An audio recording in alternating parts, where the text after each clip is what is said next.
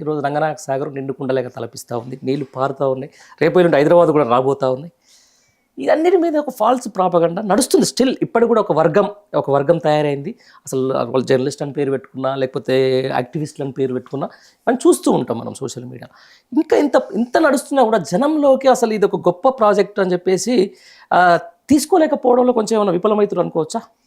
అంటే చూడండి, ఒకటి వాస్తవానికి డెఫినెట్గా అది ఒక గొప్ప ప్రాజెక్ట్ అని చాలాసార్లు మాట్లాడినాం. అవును, ఇప్పుడు కనిపిస్తుంది అది. పెద్ద పెద్ద ఛానల్స్ దాన్ని స్టడీ చేసినాయి, ఇతర దేశాల వాళ్ళు. అంతెందుకు, ఇలా కాంగ్రెస్ ప్రభుత్వం ఉన్నదిగా, కర్ణాటకలో ఉన్న కాంగ్రెస్ బృందం ఇక్కడికి వచ్చి స్టడీ చేసిపోయింది దాన్ని. కానీ వీళ్ళు ఆ సమాచారాన్ని దాపెడతారు. ఇలా వీళ్ళు పోయి పంప్ హౌస్లు ఓపెన్ చేస్తుంటారు, మీకు నీళ్లు కనబడుతున్నాయి. నిజంగానే అది హోల్డ్ చేయలేకపోతే ఇవాళ ఏమైపోతుంది?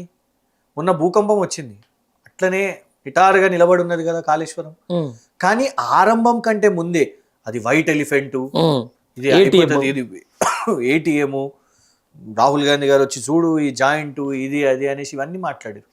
కానీ వాళ్ళ నీళ్లు, మీరు అన్నట్టు తాగునీళ్ళు హైదరాబాద్కైనా, మీరు ఇవాళ పోయి వ్యవసాయానికి అక్కడ నీళ్లు విడుదల చేసినా కూడా డెఫినెట్గా ఆ ప్రాజెక్ట్ ఇవాళ అంతా కూడా అదే చుట్టూ, ఆ ప్రాజెక్ట్ చుట్టే నడుస్తున్నది కదా. కానీ ఎంత దుష్ప్రచారం చేసారు. అల్టిమేట్గా కేసీఆర్ గారి ప్రభుత్వం ఇవాళ కూడా దాన్ని ఓన్ చేసుకుంటున్నారు. ఎందుకు అని అంటే మనకు నీటి ఇబ్బందులు, ఇలా మనకు నీటి ఇబ్బందులు లేకుండా ఉన్నది కాబట్టి మనకు బాధ తెలుస్తలేదు. కానీ గతంలో అందరం కూడా నీళ్లు మోసిన వాళ్ళు, వాటర్ ట్యాంకులు క్యాన్లు నింపుకొని దాపెట్టుకున్న వాళ్ళ పరిస్థితి. ఇవాళ అట్లాంటిది లేదు కదా పండరి గారు. దాంట్లో ఏదో ఉంది 1,00,000 కోట్లు, అసలు అయిందే 80,000 90,000 కోట్లు అయితే 1,00,000 కోట్ల కుంభకోణం అని ఉట్టి ప్రచారం, దుష్ప్రచారం చేసి ఇవాళ మళ్ళా దాని చుట్టే ఇవాళ తిప్పే ప్రయత్నం చేస్తున్నారు. మాకు ఒక భయం ఉన్నది, ఏంటి తెలుసా? చూడండి, ఒకటి మనం ఏ నిర్మాణం చేసినా కూడా రెగ్యులర్ మెయింటెనెన్స్ చేస్తూ ఉంటాం. ఇలా మీకు ఒక ఇల్లు ఉన్నది పండరి గారు, ఇల్లు కట్టేసుకున్నారు కదా అని సంవత్సరం మొత్తం ఇల్లు తుడవకుండా ఇల్లు ఉడవకుండా అట్లనే వదిలేస్తారు. బూజు వస్తుంది, బూజుతో పాటు మీరు క్లీన్లీనెస్ లేకపోతే కాక్రోచ్లు వస్తాయి. కాక్రోచ్లు పురుగులే కదా అని కాదు, కాక్రోచ్ ఏం చేస్తుంది, వుడ్డును కొరుకుతుంది. రకరకాల మీ ఇంటికి కావాల్సిన డిస్టర్బెన్సెస్ అవుతుంటాయి. మెయింటెనెన్స్ అనేది it is a daily process. 100% simple. అది ఇల్లు అయినా, ఆఫీస్ అయినా, ఒక పెద్ద ప్రాజెక్ట్ అయినా నీ యాటిట్యూడ్ ఇవాళ బయటపడుతుంది. అంబేద్కర్ విగ్రహం కేసీఆర్ గారు కట్టించారు. నువ్వు నీ పైశాచిక ఆనందం ఏంది రేవంత్ రెడ్డిది? ఎప్పుడు అంబేద్కర్ విగ్రహం కూలిపోతుందా, ఎప్పుడు నేను ఇది నాసిరకం అని కేసీఆర్ గారిని అనాలనా? కాళేశ్వరం ఎప్పుడు కూలిపోతుందా, ఎప్పుడు నేను కేసీఆర్ని బద్నాం చేయాలనా? చిన్న ఎగ్జాంపుల్ చెప్తా, సైకిల్ ట్రాక్స్, ఎన్నో కిలోమీటర్ల పొడవు సైకిల్ ట్రాక్, 26 కిలోమీటర్లు ఆల్మోస్ట్ కదా, 26 కిలోమీటర్లు. అంత చిన్న ఏరియాలో క్రాక్ అయింది. ఎందుకో కాంగ్రెస్ కి పర్రెలు బాగా పనిచేస్తున్నాయి.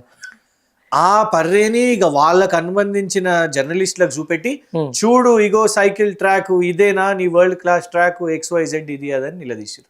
నీకు అంతే ఉంటే దాన్ని రిపేర్ చేపించేసి. అవును, వాస్తవం.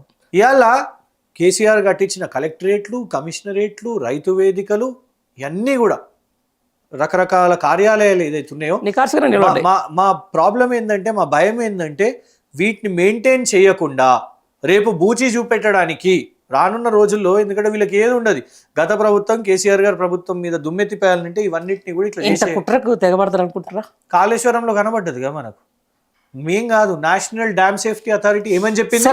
నేషనల్ డ్యామ్ సేఫ్టీ అథారిటీ ఏమని చెప్పింది? పండరి గారు, మీరు మెయింటైన్ చేయండి, వాటిని అన్నింటినీ రిపేర్ చేయండి అని అన్నారు. అది చేయకుండా, కాలయాపన చేయకుండా చేసారు. రైట్. ఇదే విషయం మీద రేపు ఎలక్షన్లు వస్తున్న సందర్భంలో దాని మీద ఏదో కుట్ర చేసి మొత్తం కూలగొట్టారు, అప్పుడు ఏం చేస్తారు? ఇక ప్రజలే ఆలోచిస్తారు.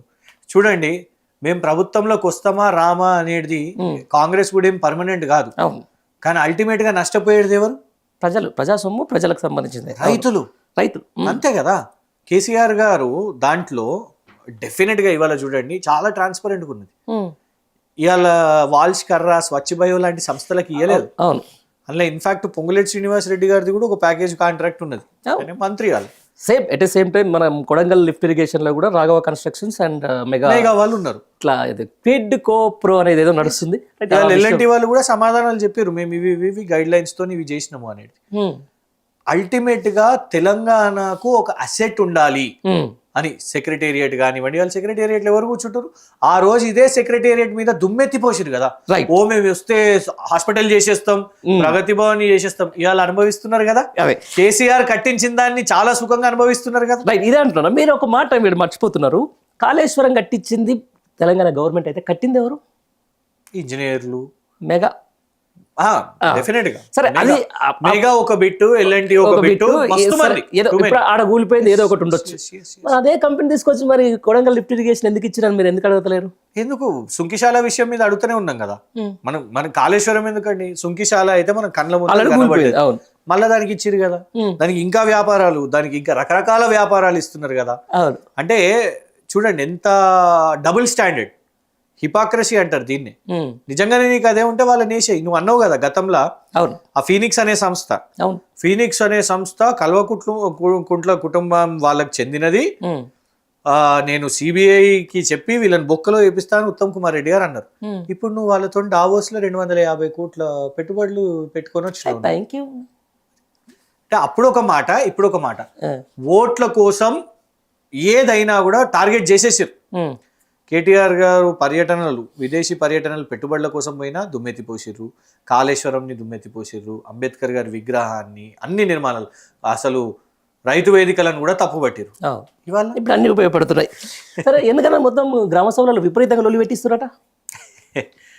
అంటే ప్రజలను తప్పుపడుతున్నారా మీరు? అరే, సోషల్ మీడియా ఓపెన్ చేస్తే అదే వస్తుంది. దాన్ని మొత్తం వీళ్ళు కాదు, అసలు లొల్లి పెట్టేదంతా కూడా బీఆర్ఎస్ కార్యకర్తలు. ప్రజలందరూ జెన్యూన్ కాదంటారు. బీఆర్ఎస్ కార్యకర్తలు వాళ్ళందరూ విపరీతంగా లొల్లి పెడుతున్నారు. అసలు జనం ఇప్పుడన్నా గ్రామ సభలో పెట్టిందా బీఆర్ఎస్ పార్టీ ఉన్నప్పుడు? కనీసం ఒక రేషన్ కార్డు ఇచ్చిందా బీఆర్ఎస్ పార్టీ ఉన్నప్పుడు? కనీసం ఒక ఇల్లు ఇచ్చిందా బీఆర్ఎస్ పార్టీ ఉన్నప్పుడు అని చెప్పేసి అడుగుతున్నారు కదా. రైతు వేదికల్లో ఎందుకు రైతు వేదికలు నిర్మించినాం? ఎన్నోసార్లు వాళ్ళందరూ అక్కడ కూర్చొని చర్చించుకోవడానికి. మీరు భలే పెట్టిరు, కరెక్టే. ఈ రాష్ట్రంలో ఇప్పుడు అందరికంటే లబ్ధి పొందుతున్నది నిజంగా ఆలోచిస్తే ఎవరన్నా అంటే జిరాక్స్ షాపుల్లోనే అందరూ అనుకుంటున్నారు, దరఖాస్తులు. ఎందుకంటే 12 నెలల్లో, పోయిన జనవరిలో ప్రజాపాలన ఫామ్స్, అవును, డిసెంబర్లో కులగణన, నవంబర్ డిసెంబర్లో కులగణన ఫామ్స్, మళ్ళీ ఇప్పుడు జనవరిలో గ్రామ సభల్లో మళ్ళా ఫామ్స్. నేనే 4 సార్లు పెట్టినా. అదే జర్నలిస్టే చెప్తున్నా, 4 సార్లు. మరి మనం 2025లో ఉన్నామా లేకపోతే 95లో ఉన్నామా నాకైతే తెలియదు, కానీ 4 times. డిజిటల్, ఆన్లైన్ ఇవన్నీ మాట్లాడుకుంటున్న రోజుల్లో ఇన్నిసార్లు మీరు పేపర్ దరఖాస్తులు, డేటా తీసుకుంటున్నారు. అవును, ఆ గ్యారెంటీలు ఇస్తలేరు, ఆ పథకాలు ఇస్తలేరు, కానీ గడి గడి మీరు ఇవన్నీ రాపించుకుంటారు. మీరు మూసీ బాధితులు వచ్చి నిరసనలు తెలిపినప్పుడు పేడ్ ఆర్టిస్టులు అని చెప్పారు కదా శ్రీధర్ బాబు గారు. హైడ్రా కూల్చివేతలప్పుడు వీళ్ళకు 3,000 రూపాయలు ఇస్తున్నారు అని చెప్పారు. అశోక్ నగర్ యువత బయటికి వస్తే వీళ్ళకి కేటీఆర్ పైసలు ఇస్తుండు, వీళ్ళతో చేపిస్తున్నారు. అసలు వాళ్ళు అప్లై చేసుకోవాలంటారు, జాబ్ కి అప్లై చేసుకోవాలి. పోలీస్ బెటాలియన్ వాళ్ళు వచ్చి చేసినప్పుడు ఆర్ఎస్ ప్రవీణ్ కుమార్ కుట్ర ఉంది అని అన్నారు. హాస్టల్లో చనిపోతున్నప్పుడు ఇందులో కూడా ఆర్ఎస్ ప్రవీణ్ కుమార్, కేటీఆర్ కుట్ర ఉంది అని అన్నారు. కొడంగల్ రైతులు నిరసన తెలుపుతున్నప్పుడు కేటీఆర్ రెచ్చగొట్టిండు అనేసి అన్నారు. ఇప్పుడు లేటెస్ట్ మీరు ఇప్పుడు అన్నది ఏంది, గ్రామ సభల్లో కూడా బీఆర్ఎస్ కార్యకర్తలు ఉన్నారు అనేసి. రెచ్చగొడుతున్నారని చెప్పేసి ఏంటంటే ప్రజల్లోనే వాళ్ళే చెప్తున్నారు, ఎన్నిసార్లు నింపుతాం రాబోయ్ ఫామ్స్ అని అంటున్నారు. కరెక్ట్ కాదా? నువ్వు ఇవాళ కొన్ని చోట్లేమో ఓన్లీ మా కాంగ్రెస్ వాళ్ళకి వస్తే మిగతా వాళ్ళకి రావు అనేసి అంటున్నారు కదా, వాళ్ళకు కోపం వస్తున్నది. కొందరు మీ కాంగ్రెస్ వాళ్ళే ఫామ్లు తీసుకొని వెళ్ళిపోతున్నారు. ఇవాళ రకరకాలుగా అవి పోలీస్ సెక్యూరిటీతో నడిపిస్తున్న సభలు, తిరుగుబాటు మొదలైంది ఇవాళ. అందుకే మీ ఎమ్మెల్యేలు వాళ్ళను బెదిరించే పరిస్థితి, మళ్ళా కొట్టుకుంటున్నారండి. నిజంగా కూడా కాంగ్రెస్ నాయకులు, అక్కడ ఉన్న ప్రజలు, ఇతర పార్టీ వాళ్ళైనా కూడా అందరు కొట్టుకునే పరిస్థితి ఏంటిది? గ్రామ సభ అనగానే ఆల్రెడీ వాస్తవానికి మేము షాక్ అయినాం. కొడంగల్లో రైతులు కలెక్టర్ గారి మీద తిరగబడ్డప్పుడే వాళ్ళ ఆవేదన తెలిసింది. ఇవాళ కాంగ్రెస్ వాళ్ళ మీద తిరగబడుతున్నారు. అంటే రేవంత్ రెడ్డి గారు he has last the connect. ఇవాళ అయిపోయింది. వాళ్ళకి ఎందుకు కోపం వస్తుంది చెప్పండి? నువ్వు ఇంద్రమ్మ ఇల్లు అంటున్నావు, రేషన్ కార్డులు అంటున్నావు, అవి పక్కన పెడితే ఫస్ట్ నువ్వు చెప్పిన రుణమాఫీ పూర్తి కాలేదు. దామోదర్ రాజనరసింహ గారే అన్నారు ఇవాళ, చూసినావు. ఇవాళ ప్రజలందరూ అదే అంటారు, మాకు కాలేదు రుణమాఫీ, నువ్వు ఎట్లా అయింది అని అంటావు. కోపం రాదా? కాందాన్ని అయింది అని అంటే ఒప్పుకుంటారా? ఇప్పుడు మీరే అన్నారు 4 సార్లు ఫామ్లు మీరు ఫిల్అప్ చేసిర్రు అని. నేను అన్నా, మీకు ఆల్రెడీ అన్ని గ్యారెంటీలు వస్తున్నాయి కదండి, మీ మిస్సెస్ గారికి, మా వదిన గారికి ఆల్రెడీ 2,500 వస్తుంది పండరి గారు, మీరు అబద్ధం చెప్తున్నారంటే మీకు కోపం రాదా? ఏడికెళ్ళి వస్తుంది నాకు అని అంటావు గాను. సుప్రియా శ్రీనాటే అనే జాతీయ అధికార ప్రతినిధి ఆజ్ తక్ అనే ఛానల్లో కూర్చొని 90 లక్షల మంది తెలంగాణ మహిళలకు మేము ఆల్రెడీ 2,500 రూపాయలు సంవత్సరం నుంచి ఇస్తున్నాం అని అంటే పెద్ద మాట అది. మనం పరేషాన్ అయితే మనం తెలంగాణ ఉన్నామా లేదా?